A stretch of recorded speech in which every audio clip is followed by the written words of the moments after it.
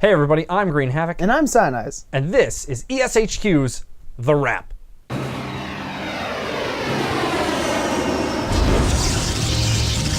Justice reigns from above. No one can hide from my sight.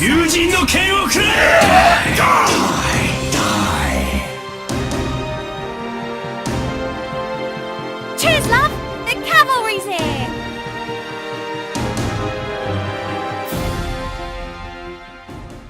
Alright guys, welcome to The Wrap, where we're going to be letting you know if we were impressed or not impressed with every team's performance in Week 4. So starting us off, we're going to go from the bottom and until we're at that number 1 spot. So we're starting with the Shanghai Dragons. Maybe not the easiest week for them. You know what? It wouldn't be an easy week for anyone. The Shanghai Dragons had to go up against the New York Excelsior and the London Spitfire. And the score was the same for both. 4-0'd. Yes. Always a downer for any team to get 4-0'd, and twice in 1 week. They might be used to it. Oh no. Oh my goodness. So, I mean, the Shanghai Dragons, they're always improving. They're always getting better. But this week, they just got crushed. They were put back into their place. You know, they're improving. They're just... The top 2 teams were just like, nah, stay down there. Yeah. And ultimately, it's... Well, it's hard to look for bright spots in a week like this, getting just dropping 8 maps to 2 teams. I mean, they're top-tier teams, but still, 8 maps is a lot of maps to drop. And they really didn't look that promising. Yeah.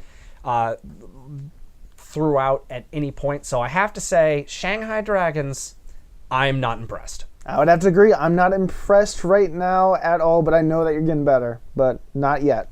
We're not quite there yet. So our next team is the Florida Mayhem. Now, the Florida Mayhem played had a 1-3 loss to the Gladiators and a 4-0 loss to the San Francisco Shock. Unlike the Shanghai Dragons, the Florida Mayhem is playing mid-tier teams. They're playing mid-tier to low. They're not as good as Excelsior or as Spitfire, and still getting destroyed with a 4-0 and a 3-1. I'm not impressed. You know what? I have to agree. I'm also not impressed because these were 2 teams. I mean, both of these teams are struggling. They're at the lower mid-level. Only having, before these games, only having like 2 wins to their name each. It's just, this is not the performance you needed to have against these 2 teams, and especially getting 4-0'd. You know what? Unacceptable. That's right. Moving on to, surprisingly, our third from the bottom team, the Dallas Fuel. So, the Dallas Fuel didn't have the easiest week, per se. Yep. They played against the Philadelphia Fusion and the New York Excelsior.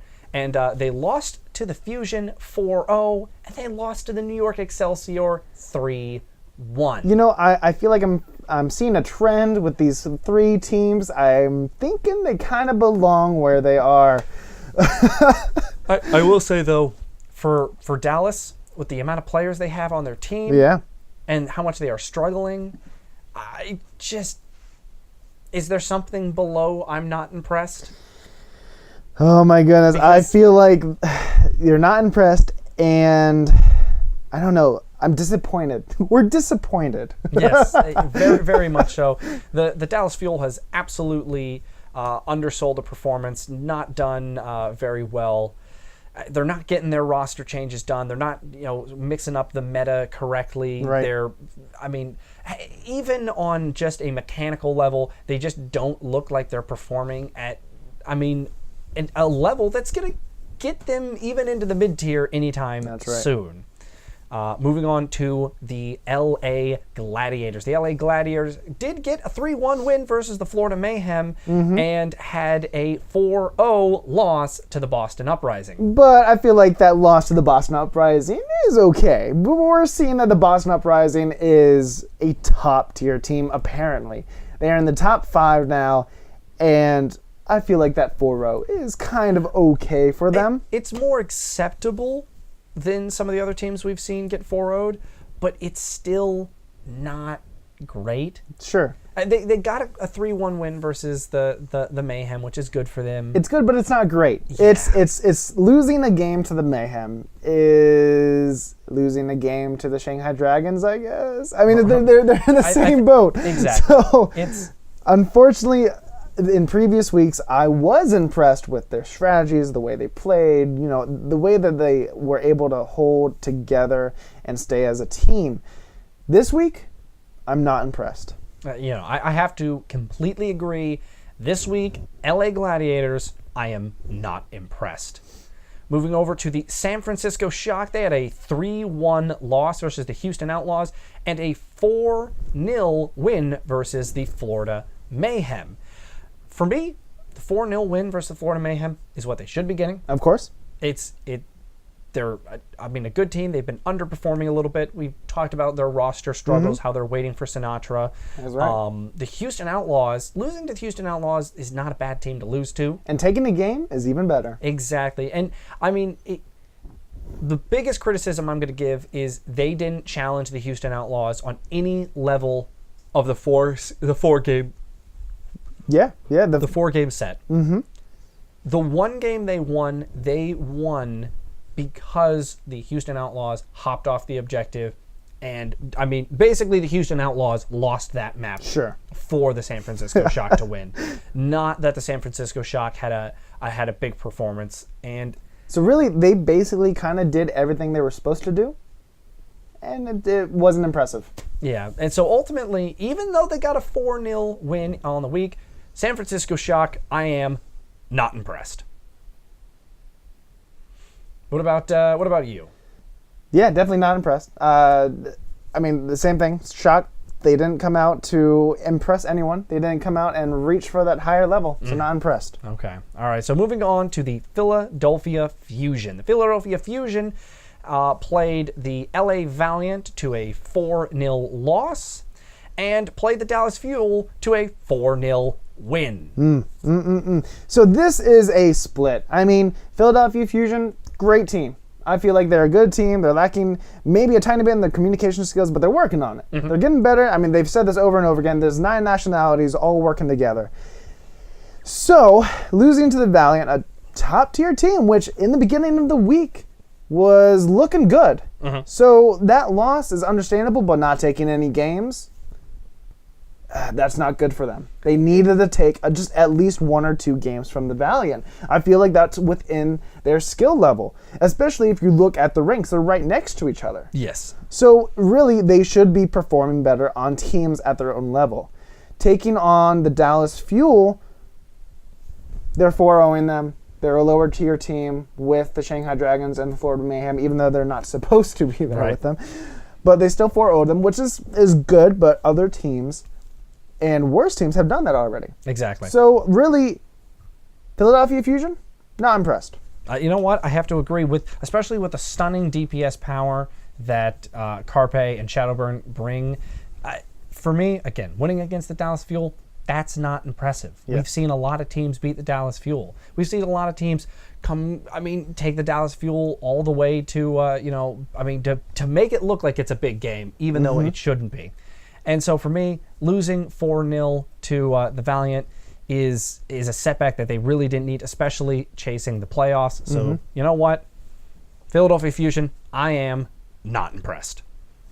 Moving just up one team in the roster, we have the LA Valiant. The LA Valiant obviously getting the 4-0 win versus the Philadelphia Fusion. However, they also got a 4-0 loss to the Boston Uprising. That's so weird how it was Fusion getting 4-0'd and 4-0ing someone, and the Valiant right next to them doing the same exact thing. This is a top-tier team. This is supposed to be a top-tier team that gets beaten by a team that, in the beginning of the stage, wasn't looking too great. Right. They were looking mediocre. And then coming up here at week 4, getting 4-0'd by the Uprising, and not even taking one game. You know what? And not even looking that close to taking games. Yeah, that's right. It just looked like the Uprising was just smacking them around. They couldn't do anything about it. Exactly. Especially with the way that the Valiant dealt with Carpe and Shadowburn in their game against Philadelphia, I thought they were going to have a better answer for Shadow Kaiser and company. And Dreamcasper and company. Yeah. And I really thought there was going to be, just more from the Valiant. So, you know what? Despite getting a 4-0 win versus a team that is competitive against them, the loss against the Boston Uprising and it being such a big loss, again, a team chasing the playoffs and not being able to come up, getting 4-0'd while chasing the playoffs is not where you want to be. So ultimately, LA Valiant, I am not impressed. I'm going to agree with that. LA Valiant, not impressed. All right, moving on to our next team, we have the Boston Uprising. The Boston Uprising got a 4-0 victory versus the Los Angeles Gladiators, and then a 4-0 victory versus the Los Angeles Valiant. Boston saying, you know what? I think we are the kings of LA. I don't think they're allowed to say that, but maybe on the east side they want to be, the kings. They'll have they'll let the Outlaws take, the Midwest, but they're going to reign east side for a little bit. Well, you know what? I think they can claim when you get 8 maps and you don't even let it, they're not even close games. Sure. When you get 8 maps over the LA teams, I mean, that's understandable. They're taking them out. I'm going to say it.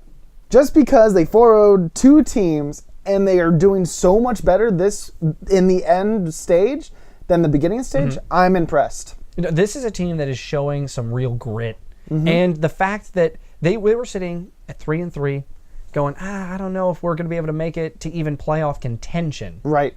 And then all of a sudden they start to string together big victories like this. Now they put themselves in a position where now it's still a long shot. Sure, but it's possible. Exactly, it's possible.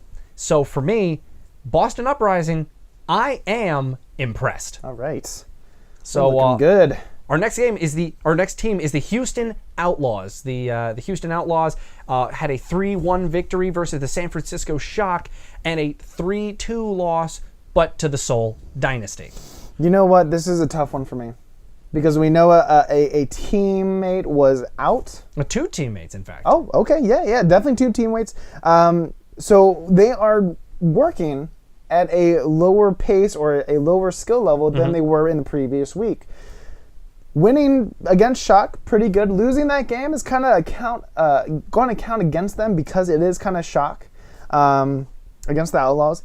Going 3-2 against Sole Dynasty, that's pretty good. Especially on a backup DPS and, a potential sub in Mendo not being there. Linkser obviously being sick and out for the game. Right. So, you know what? For me, with the way the Houston Outlaws performed with their backup, now I'm still disappointed that they lost communication and some organization to even give San Francisco Shop a single map. Sure. The fact that they took Sole Dynasty to overtime without their Fleta caliber player. Jake is still a phenomenal player, absolutely in the same ballpark, but he's not a player, character pool-wise, that can contest Fleta actively. So for me, the fact that they were able to take Sole Dynasty 3-2, you know what, or lose to the Sole Dynasty 3-2, but take them to that game 5. Sure. You know what, Houston Outlaws, I am impressed. I still feel like they could have done better in both scenarios. Of course, Dynasty is a top-level team. They did take them into overtime, but I feel like they can still do better if they're down 2 players. They need a fuller roster, maybe. They need to make sure that they work in the rest of their roster into gameplay, when it's not game time. Help practice, make sure they're all flowing together. So really, I think they could do better, and I wasn't impressed this week. Oh, so you're saying you're not impressed. That's okay. right. Our third place team, we have the Sole Dynasty. And the Sole Dynasty got 4-0'd by the London Spitfire and was taken to the overtime round 3-2 by the Houston Outlaws. Right off the bat, I feel like we both know the answer to this. Spitfire 4-0'ing them when they're the top 3, 2 of the top 3 teams, that's just unreasonable. They shouldn't allow that to happen. Houston Outlaws down 2 main players. they take it into overtime. That shouldn't be happening for the Sole Dynasty. I totally agree. I think you're leading us here. I think we're both not impressed. I won't speak for you, but for me, Sole Dynasty, I am not impressed. 2 points against the London Spitfire is unacceptable. 3 0-point maps, 1 2-point map. You're getting 4-0'd by the London Spitfire. I almost feel like you were lucky to walk away with any points at all. That's right. You know, Sole Dynasty, you got to do better in week 5. If you want to make sure that you have the playoff spot and you have a chance at that final shot at the $125,000 prize, you have to come with your A game. You're going to be playing Spitfire for sure if you're in the second or third spot, and if you get past that. You're going to be playing the Spitfire. You cannot have a repeat week. I'm not impressed right now. You need to do better. All right, moving on to our second place team. We have the New York Excelsior. The New York Excelsior 4-0'd the Shanghai Dragons and ultimately battled out the Dallas Fuel 3-1 for victory there. It's hard for me to really gauge because I mean the Dallas Fuel losing a map to the Dallas Fuel, that's not bad. The Dallas Fuel are a team that's good. They have players. They should be contesting. Sure. 4-0ing the Shanghai Dragons, not really allowing them attack. And the big one for me is they came out and they didn't let them have a contest. Sure. Yeah. So the fact that I'm pretty sure they might have set a speed run record. I mean, it's got to be between them or the London Spitfires versus the Dragon had to set a speed run on a team. We need to set up an extra team for DC, just made up of speedrunners. See what happens. All right, this game you need to speed run through it. Let's see how it goes. See what they come up with. But yeah, I feel like the New York Excelsiors, they did what they were supposed to do. They didn't do anything above and beyond too much. I mean, the Shanghai Dragons, you're reversing people at the bottom of the barrel. So I'm not impressed. But they did what they did. Well, it's not a negative. I'm not impressed. See, I'm gonna go ahead and there wasn't enough for me to. So I'm going to say I'm impressed. Sure. But it's basically what you just said for not impressed. It's not necessarily a glowing positive. You're taking the positive uptake of just doing what you're supposed to be doing. I'm looking at the glass half full. You're looking at the glass half empty. What does that say? What does that mean? So moving into our number 1 team, we have the London Spitfire. They 4-0 the Sole Dynasty. They 4-0 the Shanghai Dragons. Obviously, the big 4-0 is against the Sole Dynasty, and I feel like they could have. I mean, it didn't really even matter what their second game is this week. That 4-0 performance versus the Sole Dynasty, I'm just going to say it now. London Spitfire, I am impressed. You know, seriously, 4-0 Sole Dynasty, a top 3 team. And then, of course, 4-0 the Dragons. Great, well done. I'm impressed. I'm impressed. You said it all. Can't deny it. Yeah. So for me, the London Spitfire, they're looking great going into week 5. It's going to be exciting to see where all of these teams are at the end of this next week. So hopefully in the 5th week we can have some surprises. I'm hoping for something fun to happen. Okay, but as far as this week goes, you can consider it wrapped.